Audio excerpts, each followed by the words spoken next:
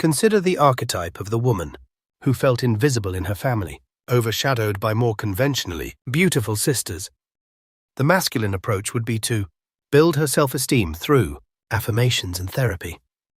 But the feminine approach, the Adlerian approach, recognizes that her invisibility taught her to observe, to listen, to develop an almost supernatural ability to understand the hidden motivations of others.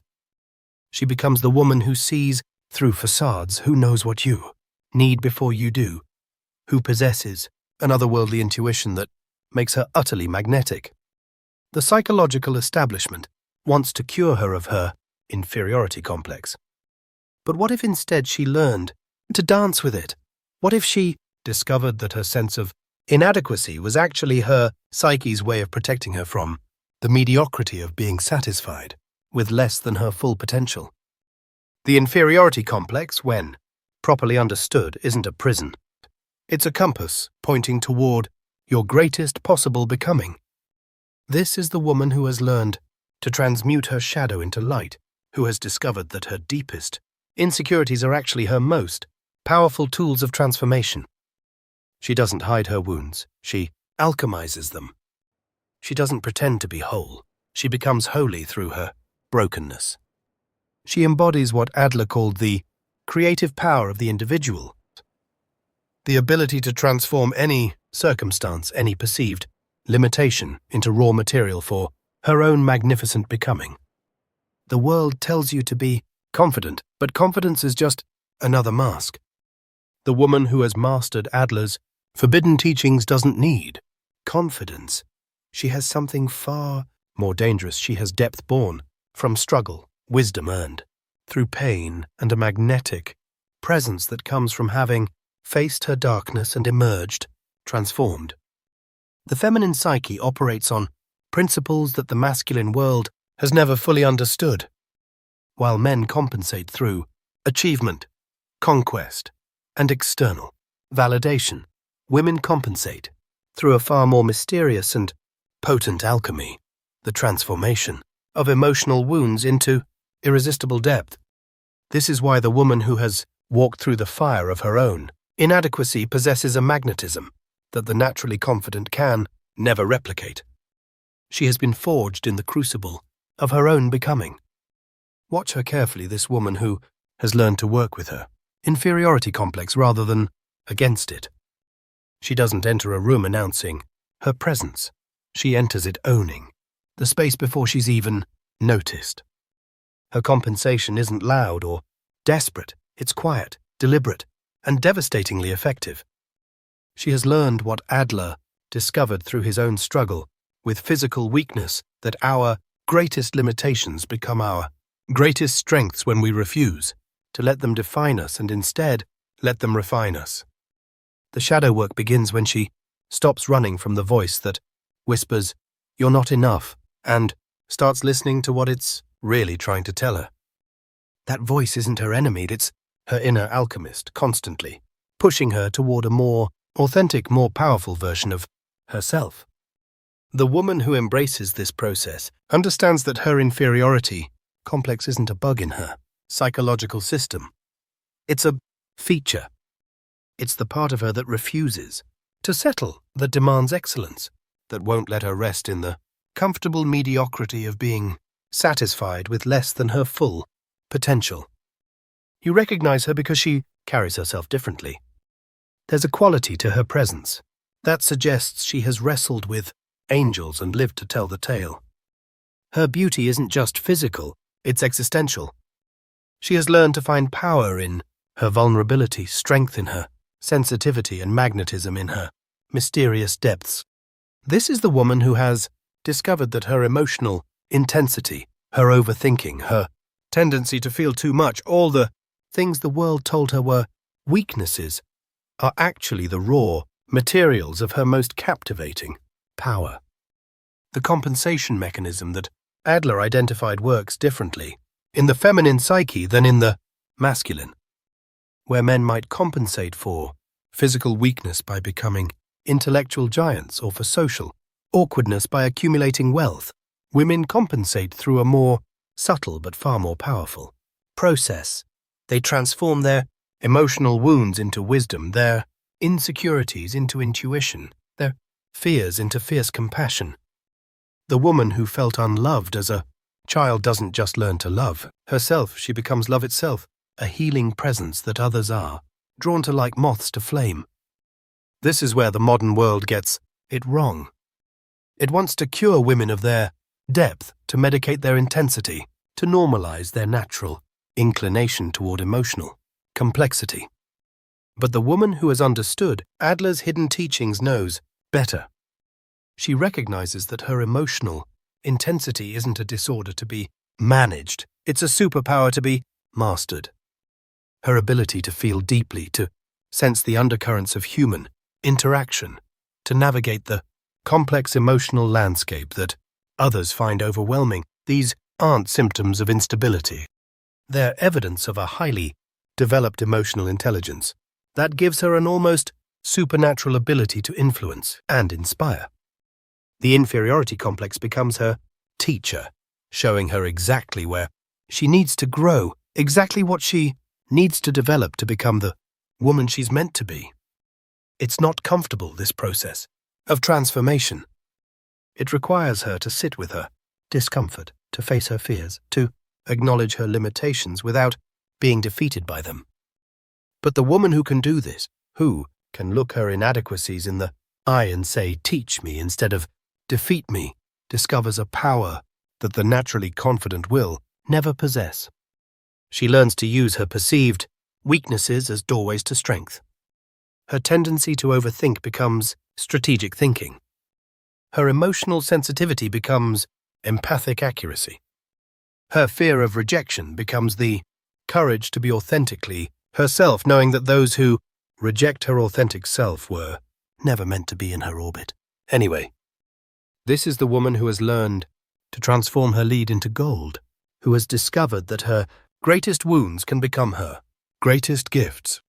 The archetypal woman who has mastered this forbidden transformation carries herself with a paradoxical quality that confounds those who try to categorize her. She is simultaneously vulnerable and invincible, soft and steel, approachable and untouchable. This isn't contradiction, it's integration. She has learned to hold the tension of opposites within herself, to be both the wound and the healer, the question and the answer. This is what Jung called the transcendent function, the ability to hold opposing forces in creative tension until they transform into something entirely new.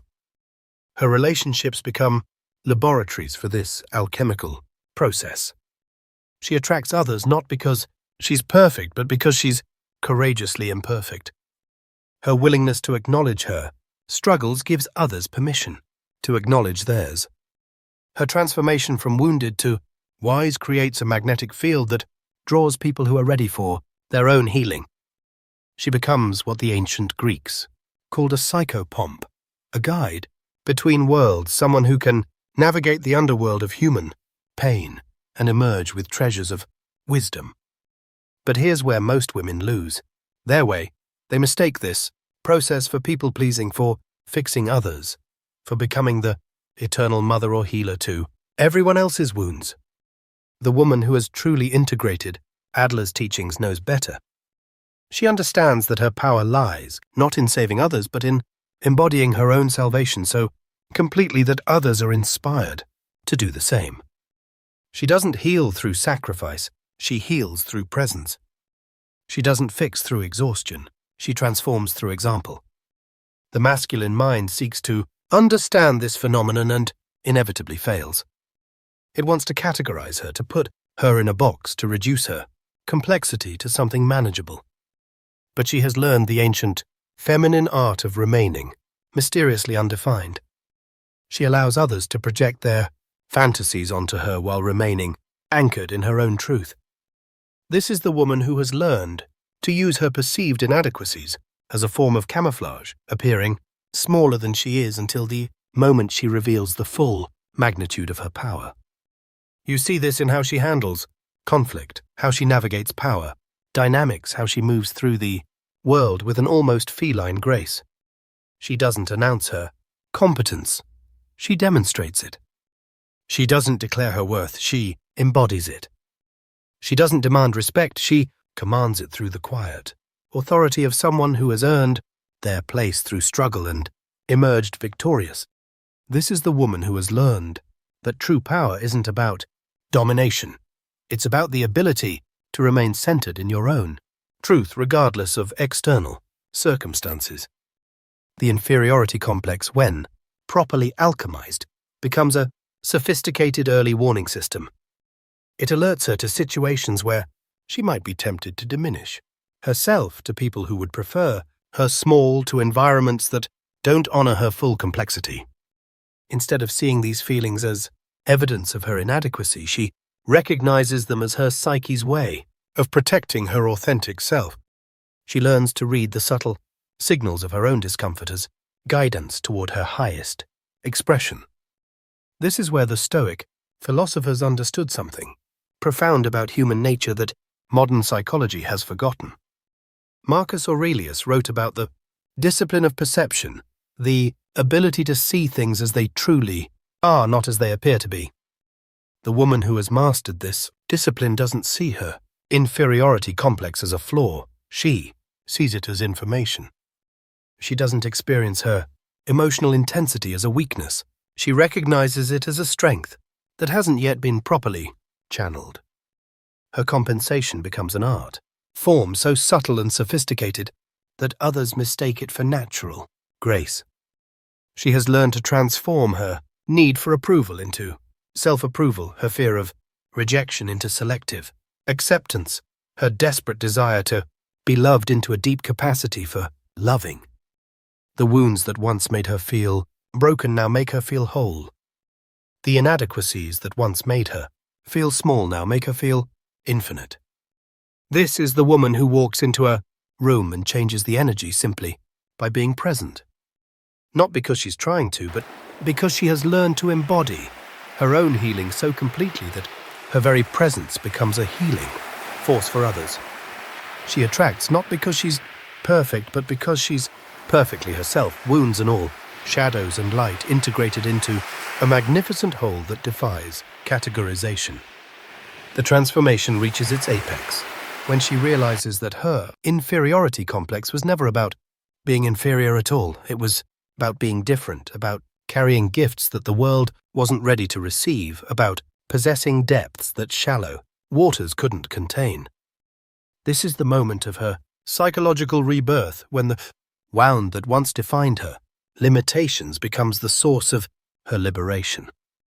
She understands now that her sensitivity wasn't weakness, it was advanced emotional intelligence. Her intensity wasn't too much, it was exactly what a world starved of, authenticity needed.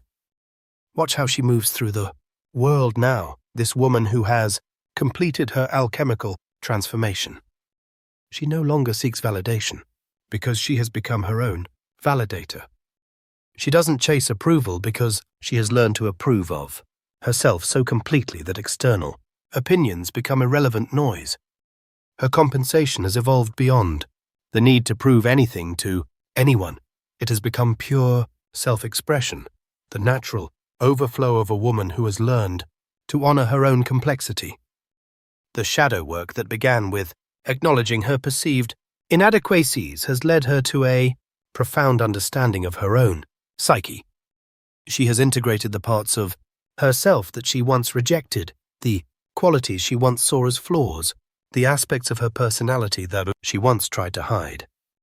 This integration creates a magnetic wholeness that draws others into her orbit, not because she's trying to attract them, but because authenticity is inherently attractive.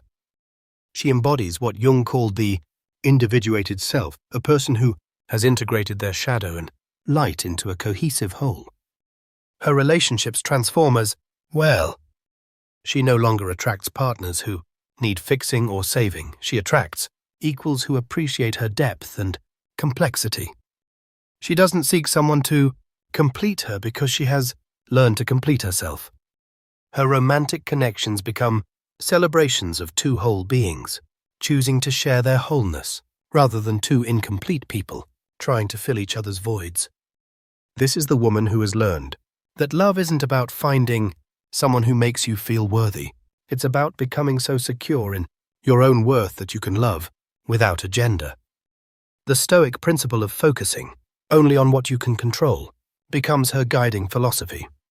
She cannot control how others perceive her, what they think of, her choices, or whether they appreciate her gifts. But she can control how she perceives herself, how she responds to their reactions, and how fully she expresses her authentic nature. This shift from external to internal validation marks the completion of her psychological evolution from wounded to wise, from inferior to integrated. Her former inferiority complex had become her greatest teacher, showing her exactly where she needed to grow, exactly what she needed to develop to become the woman she was always meant to be. She recognizes now that every wound was a doorway, every inadequacy was an invitation, every moment of feeling not enough was actually her psyche's way of calling her toward her highest expression. The pain that once felt like punishment now feels like preparation for a greatness she's only beginning to understand. This is the woman who has learned to trust her own instincts completely, who has developed such a sophisticated understanding of her own emotional landscape that she can navigate any situation with grace and wisdom. Her former need for external validation has been replaced by an unshakable inner compass that guides her toward experiences, relationships, and opportunities that honor her full complexity. She attracts what aligns with her highest good and repels what doesn't serve her evolution. The forbidden secret that Alfred, Adler discovered, that our greatest weaknesses can become our greatest strengths, has become her lived reality. She embodies the paradox of powerful vulnerability, of strong sensitivity, of confident uncertainty. She has learned to hold space for her own contradictions without needing to resolve them, to embrace her own mystery without needing to solve it. This is the woman who has discovered that her power lies not in having all the answers, but in being comfortable with all the questions. The final stage of her transformation reveals the ultimate paradox. The woman who has fully integrated her inferiority complex no longer needs to compensate for anything because she has learned to celebrate everything. Her former wounds have become her wisdom. Her past pain has become her present power, and her perceived inadequacies have become her actual advantages. She stands in the full recognition of her own magnificence, not because she's perfect, but because she's perfectly herself, shadows and light integrated into a luminous whole. This is the woman who has transcended the need for external validation so completely that she becomes a source of validation for others. Her presence alone gives others permission to be authentic, to embrace their own complexity, to stop apologizing for their depth. She has learned what the ancient mystery schools taught, that true power comes not from hiding your wounds, but from transforming them into gifts that serve the collective healing. Her individual journey of integration becomes a beacon for others who are ready to begin their own alchemical transformation. The archetypal feminine energy that she now embodies is both ancient and revolutionary. She carries the wisdom of the temple priestess who understood that true power comes from within, combined with the fierce independence of the modern woman who refuses to diminish herself for anyone's comfort. She has learned to honor both her need for connection and her need for solitude, her capacity for love and her requirement for respect, her gift for nurturing and her right to be nurtured in return. Her relationships become mirrors of her internal state. She attracts partners who can match her depth, friends who appreciate her complexity, and professional opportunities that honor her full range of gifts. She no longer tolerates relationships that require her to hide parts of herself or pretend to be less than she is. The woman who once felt inferior now recognizes that she was never too much. She was simply surrounded by people who were too little, too afraid, too limited to appreciate her full spectrum of humanity. The compensation that once felt like a desperate attempt to cover her inadequacies has evolved into a natural expression of her authentic power. She speaks her truth not because she needs to prove anything, but because truth is her natural language. She pursues excellence not because she feels inferior, but because excellence is her natural standard. She creates beauty not because she feels ugly, but because beauty is her natural offering to the world.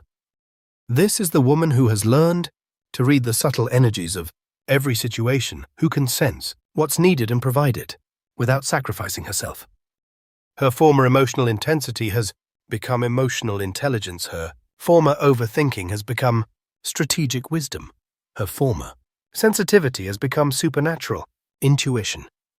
She moves through the world with the confidence of someone who has been to the underworld and returned, with treasures that can't be taken away. The integration is complete when she realizes that her journey of transformation was never about becoming someone else. It was about becoming more fully herself than she ever dared to be. The inferiority complex that once tormented her was actually her authentic self, demanding expression, her soul refusing to be contained by society's limited expectations of what a woman should be. She has learned to trust the wild wisdom of her own psyche, to honor the fierce intelligence of her own heart, to follow the revolutionary guidance of her own spirit. She stands now in the full recognition of her own sovereignty, no longer seeking permission to be who she is, no longer apologizing for the space she takes up, no longer dimming her light to make others comfortable. She has become the woman she was, always meant to be, not despite her struggles, but because of them. Her inferiority complex has been revealed as her superiority complex, in disguise her perceived weaknesses as her actual strengths, her deepest wounds as her greatest gifts. The woman who knows her worth doesn't chase, she chooses.